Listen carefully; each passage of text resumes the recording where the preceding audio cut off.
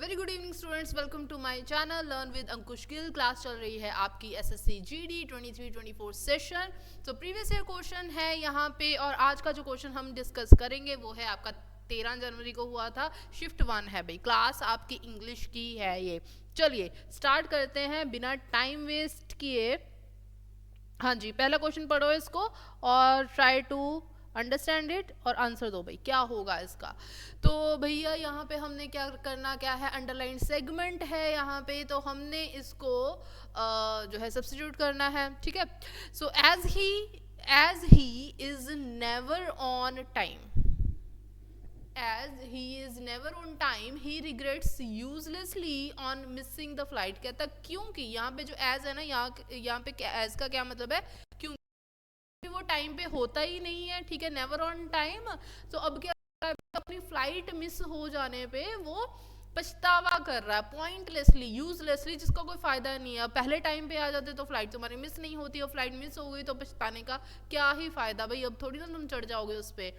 तो इसका हमने ईडियम बताना है, कौन सा होगा भाई, इसका ये है क्राइज ओवर स्पिल्ट मिल्क, जिसके बोलते हैं ना हिंदी में एक मुहावरा है कि अब चिड़िया चुग गई खेत तो पछताने से क्या होगा, है ना। तो वही चीज़ है कि अब जो काम हो गया वो तो हो ही गया, अब रोने का क्या फायदा, पछतावा करने का क्या फायदा, पहले ही हमें ध्यान से रहना चाहिए था। सो इसका आंसर क्या आ जाएगा, क्राइज ओवर स्पिल्ट मिल्क। हाँ जी, फाइंड्स फॉल्ट विद का मतलब क्या होता है, इसका मतलब होता है to look for mistakes in someone.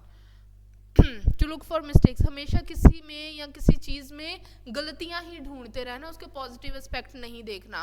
Cries wolf क्या है, वो आपने स्टोरी सुनी होगी ना, शेर आया शेर आया शेर आया, तो लेकिन जब एक दिन शेर आया तो फिर उसकी कोई मदद करने ही नहीं आया, है ना, उस वो जो शीप चराने वाला होता था। सो इसका वही है, cries wolf, to cry for help when you actually do not need it. ठीक है, और क्राइज फॉर द मून का मतलब क्या है, क्राइज फॉर द मून का मतलब है want something impossible.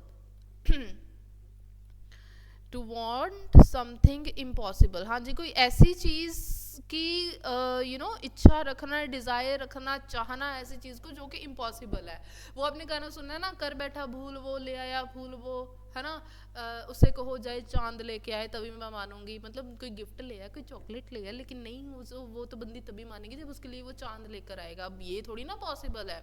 So the लड़की was cries for the moon, crying for the moon, ऐसा थोड़ी ना होता है ना।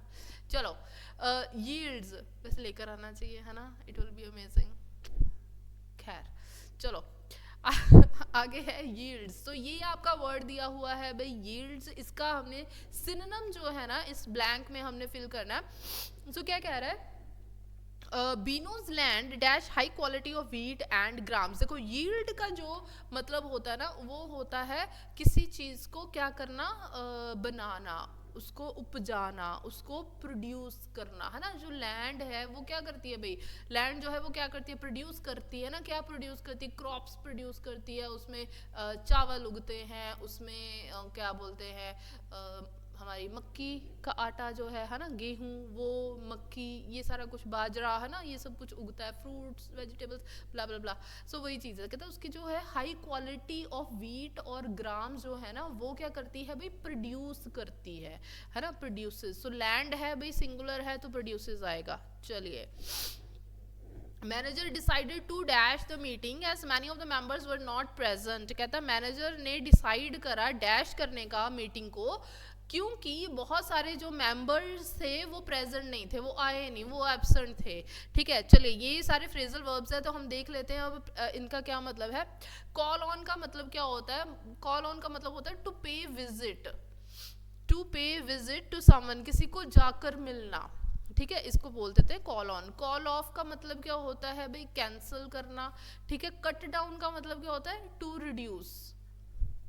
देखो कट डाउन जो है ना वो दो तरीके से यूज होता है। एक तो यूज होता है रिड्यूस करना, किसी चीज को रिड्यूस करना, कट डाउन कर दिया, I have cut down sugar in my diet. ठीक है, तो मैंने शुगर को जो है वो कम करा अपनी डाइट में। और दूसरा इसका क्या होगा, काट के गिरा देना, काट के गिरा देना। ये दो कॉनोटेशंस इसकी चलती है, इसको याद रखना आपने, चाहे आप पंजाब का कोई पेपर दे रहे हो, चाहे आप नेशनल लेवल्स पे कोई भी वनडे एग्जाम दे रहे हो, तो आपने ये ध्यान में रखना है, इसके दो कॉनोटेशंस चलती हैं, ठीक है।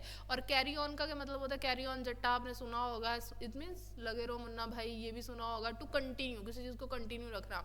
अब क्योंकि मेंबर्स ही नहीं आए थे तो मैनेजर ने क्या डिसाइड करा कि वो क्या कर देगा, मीटिंग को कॉल ऑफ कर देगा, कैंसिल कर देगा, ठीक है। चलिए नेक्स्ट है डेजलिंग का, हमने क्या बताना है, सिनोनिम। देखो डेजलिंग का कोई क्या मतलब होता है, कोई चीज़ जो है ना वो बहुत ही ज़्यादा क्या क्या है, चमकीली है ना, बहुत ही ज़्यादा कोई चमकीली है, बहुत ही ज़्यादा क्या है, ग्लीमिंग, इसको हम ग्लीमिंग भी बोलते हैं, ग्लीमिंग है, शाइनिंग है, ठीक है, शाइनिंग, तो उसको बोलते हैं हम dazzling.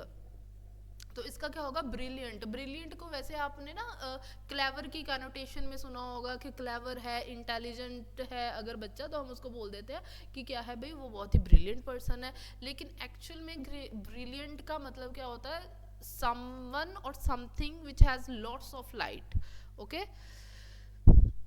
With lots of light, बहुत ज़्यादा लाइट है जिसमें, लॉट्स ऑफ लाइट। इसमें हिंदी का एक वर्ड आपने सुना है, तेजस्वी, तेज बहुत है जिसमें, है ना, तेज, तेजस्वी, कितने तेजस्वी लोग हैं, आप लोग भी कितने तेजस्वी लोग हैं, है ना, मेरी क्लास में सारे। चलो सो इसका क्या आ जाएगा, डेजलिंग का ब्रिलियंट आ जाएगा, क्योंकि बहुत ज़्यादा लाइट है ना, इसलिए। चलो ड्रिजली का मतलब क्या होता है, बूंदाबांदी, कोई ऐसी चीज़ जो है जिसमें क्या हो रही है, बूंदाबांदी हो रही है ना। जैसे मान लो कि आजकल जैसे अब क्या है, सर्दियों का मौसम है, तो अगर थोड़ी थोड़ी बारिश भी होती है, जैसे पूरी तो बारिश नहीं होती लेकिन बूंदाबांदी हल्की हल्की सी, तो उसको बोलते हैं drizzly, it's a drizzly weather, मतलब कि बूंदाबांदी वाला वेदर है, वो है। मर्की क्या होता है, murky is something dark and gloomy, जब बादल से नहीं छा जाते, जैसा मौसम हो जाता है ना, बादल छा जाते हैं और काला काला सा मौसम हो जाता है ना, तो उसे बोलते हैं मर्की। डार्क हो गया, ग्लूमी हो गया, क्लाउडी कह सकते हैं इसको, और ओवरकास्ट कह सकते हैं, जब बादल छा जाते हैं हम उसको क्या बोलते हैं, ओवरकास्ट। डल क्या होगा, डल भी ये है ना, ये मर्की का ही सिनोनिम आ जाएगा आपको, जिसमें लाइट नहीं है। चलिए निष्ठा rights very well, didn't she, ये क्वेश्चन टैग का आपका क्वेश्चन है। देखो इस एक चीज़ याद रखनी है, ये क्या है, आपका स्टेटमेंट है, और ये जो है पार्ट, ये वाला, ये आपका क्वेश्चन टैग का पार्ट है। तो एक चीज़ याद रखनी, अगर तो यहाँ पे पॉजिटिव चल रही है स्टेटमेंट, तो क्वेश्चन टैग का जो है पार्ट वो क्या होगा, आपका नेगेटिव का होगा। और दूसरी चीज, जो इसमें टेंस चल रहा है ना, जो भी इसमें टेंस चल रहा है स्टेटमेंट में, उसी टेंस का जो हेल्पिंग वर्ब है, हेल्पिंग वर्ब जो है वो इसमें क्वेश्चन टैग में लगेगा। अब देखो राइट्स है, राइट्स क्या है भाई, सिंपल प्रेजेंट है, ठीक है। राइट्स क्या है, सिंपल प्रेजेंट। सिंपल प्रेजेंट के हेल्पिंग वर्ब कौन से होते हैं भाई, डू होता है और डज होता है ना। अब क्योंकि निष्ठा है, निष्ठा कौन है, सिंगुलर है, सो यहाँ पे क्या लग जाएगा, डज लग जाएगा, ठीक है। क्योंकि ये पॉजिटिव है तो यहाँ पे क्या लग जाएगा, साथ में नॉट लग जाएगा, ठीक है, डजंट। और निष्ठा क्या है भाई, इसने शी बता ही दिया है कि वो लड़की है, सो यहाँ पे क्या लग जाएगा, doesn't she, so option C would be the right answer. चलिए next, VPN allows us to use the internet anonymously, कहता है वीपीएन क्या करता है, हमें अलो करता है कि इंटरनेट को हम अनोनिमसली मतलब कि बिना अपना नाम बताए, बिना अपनी पहचान बताए हम उसको यूज कर सकते हैं। क्यों यूज कर सकते हैं, so that we can ensure our safety, कि हमारी जो सेफ्टी है, उस सेफ्टी है जो, उसको इंश्योर किया जा सके, उसको पक्का किया जा सके, ठीक है। चलिए ओके ये इनकरेक्टली स्पेल्ड वर्ड है, रोज़ की तरह मैं आपको इसका होमवर्क दे सकती हूँ लेकिन मैं आज नहीं दूंगी। सो थोड़े से इसको समझ लो ज़रा, क्योंकि ये थोड़ा सा ना डिस्प्यूटेड है। देखो पहले तो इंटरसीड का मतलब देख लेते हैं। इंटरसीड का मतलब क्या होता है, इंटरसीड का मतलब होता है व्हेन यू इंटरवीन, जब आप किसी चीज़ में दखल देते हो ऑन बिहाफ ऑफ अदर। मान लो कि दो पार्टीज हैं, यहाँ पे दो पार्टीज जो हैं वो आपस में लड़ाई कर रही हैं, उनका कोई डिसएग्रीमेंट हो रहा है, तो दोनों पार्टीज किसी और बंदे को हायर करती हैं लाइक अ लॉयर, तो उसको बोलते हैं कि ओके भाई आप हमारे बिहाफ में हमारा मसला जो है वो सुलझाओ। So that person would intercede in their affairs, ठीक है, इंटरवीन करना basically, intervene on behalf of others, ठीक है, इसको बोलते हैं इंटरसीड। अब यहाँ पे जो इनकरेक्टली स्पेल्ड वर्ड है ना, एसएससी ने इसको जो है वो इनकरेक्टली स्पेल्ड वर्ड दिया है। इसका तो पहले सिंपल मीनिंग देख लो क्या है, रिप्लेस करना, किसी की जगह ले लेना, किसी की जगह ले लेना। आज मैं आपको पढ़ा रही हूँ, कल कोई और पढ़ाएगा, that means that person has supersede me, ठीक है, रिप्लेस कर लेना, या मैं किसी को रिप्लेस कर लूँ, सो वो चीज़ होती है। अब ये डिस्प्यूटेड क्यों है, क्यों मैं आपको बोल रही हूँ, ये ना डिस्प्यूटेड स्पेलिंग है आपके सुपरसीड के, ठीक है। सो ये बेसिकली स्पेलिंग जो है ना, वो पहले क्या थे, सुपरसीड एस से यूज़ होता था, लेकिन 17th सेंचुरी से ना ये आज की जो पब्लिश्ड राइटिंग है उसमें SC से भी ये यूज़ होने लग गया है। लेकिन आज भी बहुत सारे लोग जो है इस स्पेलिंग को गलत मानते हैं, ठीक है, इसको एरर पार्ट मान लेते हैं और इसको सही मानते हैं। और कई कई डिक्शनरीज में आपको जो है, या कई कई राइटिंग्स में आपको सी के साथ भी मिलेगा। So it is a disputed one, लेकिन एसएससी ने इसको जो है ये इनकरेक्ट स्पेलिंग बताया है, ओके। सो इसलिए ये करवाना था। बट अगर आप एग्ज़ाम के पॉइंट ऑफ व्यू से देख रहे हैं तो एग्ज़ाम के पॉइंट ऑफ व्यू से इसको आप टिक करके आएंगे इनकरेक्टली स्पेल्ड वर्ड से। वैसे नॉर्मली ये चल रहा है आजकल, ठीक है। चलिए, ब्लो वंस ओन ट्रम्पेट का मतलब क्या है, अपने मुंह मियाँ मिट्ठू बनना, ठीक है। जब हम अपनी तारीफ करते रहते हैं, अपना ही राग लापते रहते हैं ना, वो चीज़ होती है टू प्रेज वन सेल्फ। तो किसी को यहाँ पे दिक्कत नहीं होनी चाहिए। Next, he had created a cocoon of human activities. अब ककून का मतलब क्या है, मैं आपको बता देती। ककून का मतलब होता है एक ना आपका एक कवच सा, ठीक है, आपका एक ऐसा कवच जिसमें आप बिल्कुल ही क्या हो रहे हो, बिल्कुल आप उसमें सुरक्षित बैठे हुए हो, ठीक है, उसको हम बोलते थे ककून। तो अब कवच जो मैंने आपको बता दिया है, ठीक है। अब यहाँ पे देखो, cocoon of human activities, conversation, interaction, affection, and it filled his life like an overflowing soup बोल। अब he had created a cocoon, उसने एक कवच सा ऐसा अपने आसपास जो है एक कवच सा बना रखा है, अपने आसपास कवरिंग सी बना रखी है, ठीक है, वो होगी। तो अब यहाँ पे ना एक वर्ड है अनकेसमेंट। सो अनकेसमेंट का जो मतलब होता है ना, वो यही होता है टू कवर समथिंग। बेसिकली अगर हिंदी में इसका अनकेसमेंट का मतलब देखोगे ना, होता झालर सी कोई होगी जिससे किसी चीज़ को हम ढक देते हैं। So basically when you cover something with outer coating और समथिंग लाइक दैट ना, सो उसको हम बोल देते हैं इनकेसमेंट। सो ये होगा इसका ए पार्ट। चलिए, नेक्स्ट है, he borrowed money from his father and dash it to his friend to help him. अब देखो, बोरोड मनी क्या है, बोरोड का मतलब क्या होता है, किसी से लेना, ठीक है, इसका एंटीनम बताना। अब बहुत ही यहाँ पे इजी वर्ड है, वो क्या है, उसने किसी को क्या कर दिया, लेंट कर लिया, ठीक है, किसी को दे दिया आगे, क्योंकि ये पास्ट फॉर्म में चल रहा है। तो लेंट एक होता है लेंड, लेंड का मतलब क्या होता है, किसी को देना, ये फर्स्ट फॉर्म हो गई, लेंट हो गया सेकेंड फॉर्म, ठीक है। अब बिगाइल्ड और रिकॉर्ड, रिकॉर्ड उस दिन मैंने आपको बताया था ना, मानना होता है, ये वैसे मुझे होमवर्क में देना चाहिए था आपका। चलो, बिगाइड का मतलब ये आपका होमवर्क हो गया, मुझे बताइए कमेंट सेक्शन में ये क्या होगा। चलिए, While my wife cooked the food, I writing a book। देखो भाई, सिंपल यहाँ पे ग्रामेटिकल एरर आपने बतानी है, I writing a book। अगर जहाँ पे आपको सब्जेक्ट मिल गया, अब आई क्या है भाई, सब्जेक्ट है, और आपको वर्बिंग मिल गई, दैट मीन्स ये क्या हो गया आपका, ये क्या हो गया भाई, आपका एक्टिव स्ट्रक्चर हो गया। तो कोई ना कोई हेल्पिंग वर्ब तो चाहिए ना इसके साथ, वॉज चाहिए, वर चाहिए, इज एम आर चाहिए, क्योंकि कुकड है। कुकड क्या है भाई, ये सेकंड फॉर्म है, दैट मीन्स ये क्या हो गया, सिंपल पास्ट हो गया। तो यहाँ पे क्या आएगा, I was verbing, that means I was writing. C would be the right answer. चलिए, इनकरेक्टली स्पेल्ड वर्ड, अब इसके आप मुझे बता दो, ये आपका होमवर्क है, इसमें कुछ भी डिस्प्यूटेड नहीं है, सो आप मुझे बता सकते हो। चलिए, नेक्स्ट है, एंटीनम बताना है भाई, ब्रिटल। ब्रिटल का मतलब क्या होता है, नाजुक, ठीक है, ब्रिटल का मतलब क्या होता है, नाजुक। तो बिटर क्या होता है भाई, कड़वा, ओके। अट्रैक्टिव कौन होता है, जो बहुत ही ब्यूटीफुल होता है ना, क्रिज्मेटिक होता है, गॉर्जियस होता है। डेलिकेट का मतलब भी क्या होता है भाई, नाजुक, ठीक है, तो ये तो नहीं होगा, ये इसका सिनोनिम हो जाएगा। अब रेजिलिएंट, अब रेजिलिएंट को ना हम दो कॉनोटेशंस में यूज करते हैं। एक इसकी कॉनोटेशन हो गई स्ट्रॉन्ग, हो गया someone who is tough, someone who is hard, ठीक है, समवन, उसको हम बोल देते हैं रेजिलिएंट। अब इसकी दूसरी कॉनोटेशन क्या है, इसको हिंदी में हम क्या बोलेंगे, लचीला, ठीक है। जब कोई लचीली चीज़ है ना, ठीक है, फ्लैक्सिबल है, रबरी है, तो इसकी दो कॉनोटेशंस चलती हैं यहाँ पे।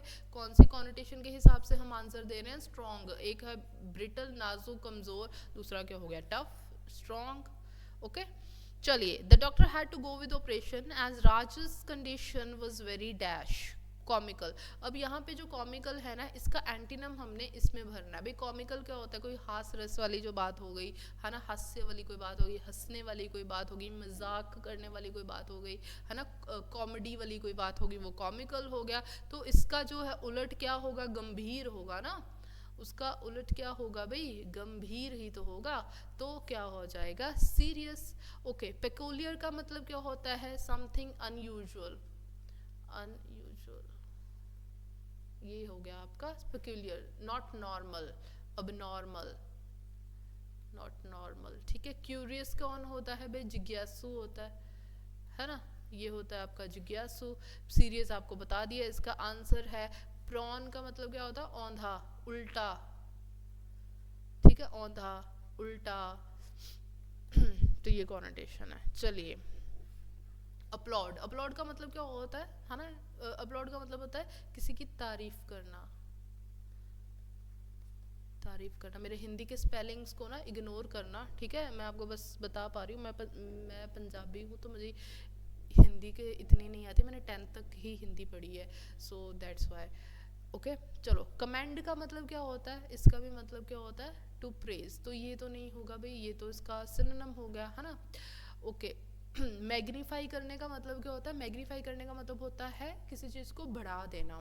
ठीक है, किसी चीज़ को मतलब उसको फोकस में लेके आना, टू पुट फोकस ऑन, ऐसे भी इसको बोल सकते हैं, और बढ़ाना भी इसको बोल सकते हैं। और अप्रूव करने का मतलब क्या होगा? अप्रूव मतलब to agree officially.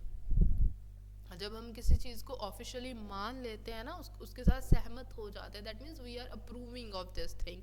Authorities have approved of blah blah event. ठीक है, कुछ भी हो सकता है। अब डिनाउंस करने का मतलब क्या होता है? To criticise. When we denounce someone, that means we are criticizing them. एक तो है हम किसी की तारीफ कर रहे हैं, दूसरा है हम किसी को क्रिटिसाइज कर रहे हैं, उसको हम लानतें पा रहे हैं कि यार तुम तो बड़े खराब हो, जैसे तुम लोग बड़े खराब हो, है ना, काम नहीं करते हो, होमवर्क नहीं करते हो, सो आई एम डिनाउंसिंग यू। चलो भाई, इसको हम कर लेते हैं। मैं अपना कैमरा जो है वो ऑफ कर लेती हूँ। ओके, आई होप कि मैं अब दिखना बंद हो गई हूँ आपको। चलिए, कहता है Munnu began dash he felt resentful. कहता है मुन्नू ने शुरू कर दिया, क्या शुरू कर दिया भाई? हैविंग क्राइड, क्राइड, क्राई या टू क्राई। यहाँ पे क्या आ जाएगा? उसने रोना शुरू कर दिया। क्या शुरू किया? To cry. ठीक है, उसने रोना शुरू कर दिया। He felt resentful and disheartened thinking how he hated his uncle. वो रिसेंटफुल फील कर रहा था। रिसेंटफुल का मतलब क्या होता है भाई? रिसेंटफुल का मतलब होता है जब हम किसी से क्या करते हैं, हम किसी को नफरत कह सकते हैं, उसको, ठीक है, मतलब रिसेंटफुल, नफरत सा कह सकते हैं उसको हम। अच्छी नज़र से जब हम नहीं देखते हैं, है ना, तो वो चीज़ हो गई आपकी रिसेंटफुल। डिसहार्टन्ड, उसका दिल भी जो है वो क्या हो गया? डिसहार्टन्ड हो गया।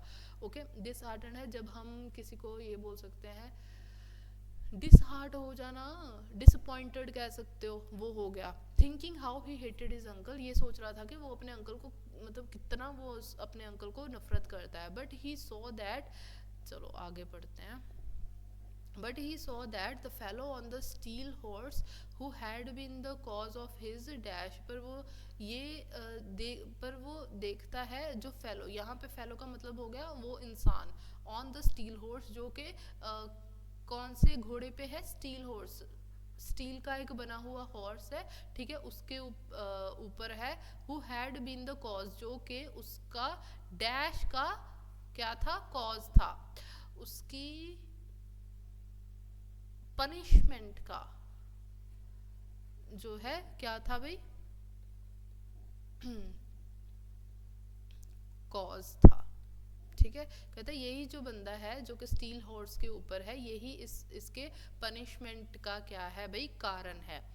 Had come to grief, had come to grief 50 yards ahead having collided with the calf। जब वो ऐसे मतलब having come to grief 50 yards, मतलब वो इसी चीज़ को वो क्या कर रहा था? ग्रीफ, इसी उसमें था वो, ग्रीफ में था, मायूसी में था, ठीक है, इसके ऊपर वो मतलब वो कर रहा था, क्या बोलते हैं, उसे बुरा फील लग रहा था अपने उसके लिए, सो अंकल के लिए, क्योंकि उसको नफरत करता था। 50 यार्ड्स वो ऐसे ही अपने ग्रीफ करते करते कहाँ पे आ गया, आगे आ गया, अहेड, अहेड मतलब आगे आ गया, एंड हैविंग कोलाइडेड, कोलाइडेड का मतलब क्या हो गया, टकराना।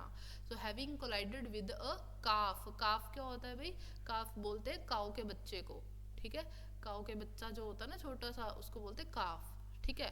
सो collided with a calf dash एक काफ के साथ वो टकरा गया, जब वो ऐसे ही मतलब ग्रीव करता करता 50 यार्ड्स वो आगे आ गया, तो वो टकरा गया एक काफ के साथ, जो कि दैट स्ट्रेड, जो स्ट्रेड हो गया था among the crowds of men and women near the fruit shops at the crossroads. अब स्ट्रेड का मतलब क्या है, भटक के आ जाना, ठीक है, स्ट्रेट का मतलब क्या है, भटक के आ जाना, जो भटक गया था, कहाँ में, कहाँ भटक गया था, among the crowds of men and women, मर्दों और औरतों के बीच में जो का जो भीड़ थी, उसमें वो क्या हो गया था, भटक गया था। कौन भटक गया था, काफ भटक गया था।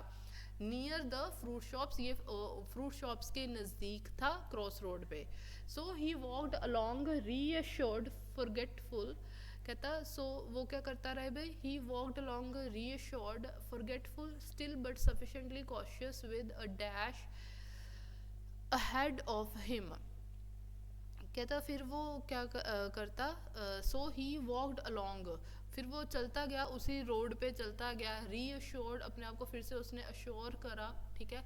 फॉरगेटफुल था, कई चीज़ें उसे वो भूला पड़ा था, अपना आसपास का हम कह सकते हैं कि फॉरगेटफुल भी था, आसपास की चीज़ों को भूला भी हुआ था वो, बट स्टिल सफिशेंटली कॉशियस, लेकिन इतना वो कॉशियस था, इतना वो मतलब ध्यान से चल रहा था, इनफ सफिशिएंटली कॉशियस था, with a dash, with one I on his uncle. यहाँ पे क्या आएगा कि एक आंख उसकी कहाँ पे थी भाई, एक आंख उसकी अंकल पे ही थी, उसके अंकल पे ही थी, ठीक है, बाकी दूसरी आंख कहाँ पे थी, दूसरी रास्ता देख रहा होगा, है ना, क्योंकि वो सफिशिएंटली कॉशियस था ना।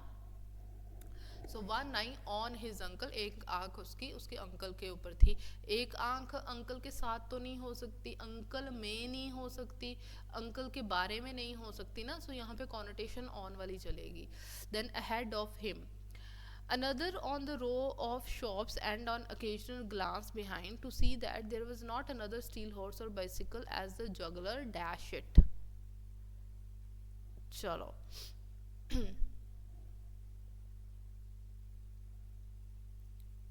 कहता ahead of him another on the row of shops and on occasional glance behind, कहता दूसरा और क्या था कि दूसरी ओर क्या था, another on the row of shops, दूसरी जो है शॉप्स का दूसरी क्या था, रो थी उनकी शॉप्स की, मतलब इस तरीके से, सॉरी रो ऐसे होती है ना, इस तरीके से रोज थी शॉप्स की, and on occasional glance behind, तो मतलब कभी कभी वो ग्लांस बिहाइंड मतलब पीछे भी मुड़ के देखता, ग्लांस का मतलब होता है देखना, एक झलक भर, तो एक एक बीच बीच में वो ओकेजनली वो पीछे भी देखता, एक झलक मारता, to see that there was not another steal, मतलब वो पीछे इसलिए ओकेजनली देखता, ये देखने के लिए कि वहाँ पे अब कोई अनदर स्टील हॉर्स नहीं है, दूसरा और कोई जो है स्टील का जो घोड़ा नहीं है, या कोई बाइसिकल नहीं है। एज द जगलर, जगलर कौन होता है भाई, जो आप लोगों ने देखा होगा, जो 3 बॉटल्स पकड़ के हवा में ऐसे जगल करते हैं और उसको पकड़ते हैं ना, वो होते हैं जगलर, ठीक है। एज द जगलर, हाँ जी, क्योंकि अब देखो ये सारा का सारा जो पैरा है ना आपका, हैड है, हु हैड है, सॉ है, ये सारा आपका किस में चल रहा है, पास्ट में चल रहा है, सो यहाँ पे आ जाएगा हैड कॉल्ड इट, जैसा कि जगलर ने कहा था। ओके चलो, सो आई होप कि ये आपको क्लियर है। एसएससी जीडी में आपको जो क्वेश्चंस बच्चा आएंगे वो तकरीबन तकरीबन आपने देखा है कि आपको वो कैब में से आ रहे हैं, ईडियम से आ रहे हैं, है ना, हाँ जी, फ्रेजल्स आ रहे हैं कहीं ना कहीं, सो मतलब अल्टीमेटली यही चीज़ है जो आ रही है। सो अगर इस पे आपका अच्छा होल्ड है, ठीक है, लेवल जो है वो हम इसको ज़्यादा हम टफ भी नहीं कह सकते, किसी किसी क्वेश्चन में वो फंसा देता है, लेकिन मोस्टली जो है पेपर जो है वो इजी टू डिफ़िकल्ट है। सो आप कर लोगे, है ना। और ये आपका बच्चे क्या है भाई, टेलीग्राम चैनल है लर्न विद अंकुश गिल। इसमें आप जो है इस क्लास की पीडीएफ और बाकी की जो क्लासेस की जो प्लेलिस्ट है वो इसमें देख सकते हैं। और इस पूरी सीरीज़ की जो है प्लेलिस्ट बनी पड़ी है, आप उसको देख सकते हैं। और थोड़े कुछ दिनों में मैं एसएससी सीजीएल सीएचएसएल के लिए फाउंडेशन बैच भी लेकर आऊँगी, जो कि बिल्कुल फ्री ऑफ कॉस्ट होगा। आप कोई भी वन डे एग्ज़ाम कर रहे हैं और उसमें इंग्लिश आनी है, then you can follow that series, ठीक है। Till then bye, take care, हम फिर मिलेंगे कल, बाय।